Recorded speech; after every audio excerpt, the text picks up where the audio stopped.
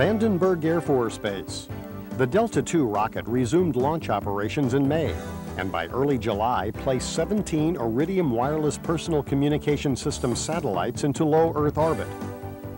McDonnell Douglas received Air Force approval for low-rate initial production of Joint Direct Attack Munition kits.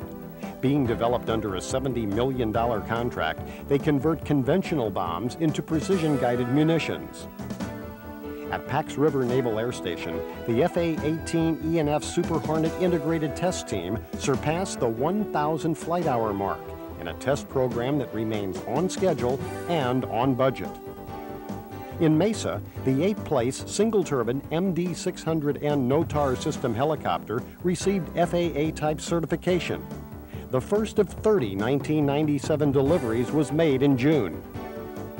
At the end of June, the McDonnell Douglas NASA tailless X-36 subscale prototype successfully completed Phase 1 of its test program. The remotely controlled stealth plane is to validate the tailless concept. In Long Beach, final assembly of the new 100-seat MD-95 twin jet began. Produced by Douglas Aircraft and 14 supplier partner companies, its first flight is planned for second quarter 1998.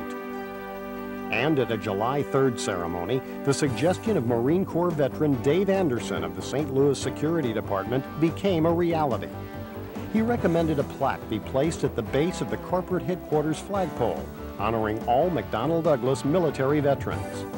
The plaque reads, "Dedicated to the men and women of McDonnell Douglas, who have served our country in the defense of freedom."